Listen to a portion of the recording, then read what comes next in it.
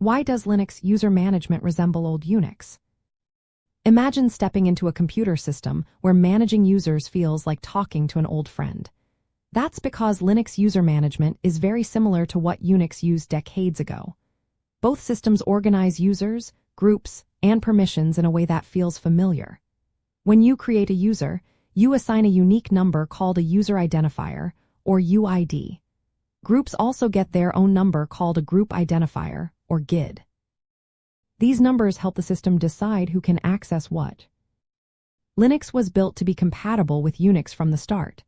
The developers wanted Linux to work smoothly with existing Unix software and workflows, so they adopted the same way of managing users and groups. For example, both systems use the same files to store user information.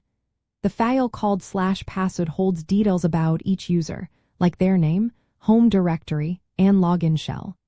The file group does the same for groups. These files are easy to read and edit, making user management straightforward. Another reason is the influence of standards called POSIX, which stands for Portable Operating System Interface.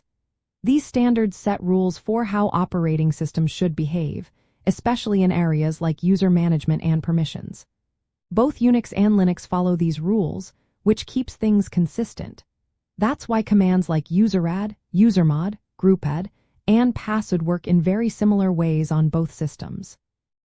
If you know how to manage users on Unix, you can easily do the same on Linux. Security is also a big part of the similarity. Both systems have a root account, often called the superuser, with full control over the system. Permissions are set using read, write, and execute flags for users, groups, and others. This setup makes sure only authorized users can access sensitive files or perform administrative tasks. In short, Linux user management looks like old Unix because it was designed that way. The goal was to keep things familiar and compatible, so system administrators could easily switch between systems or manage both without a learning curve.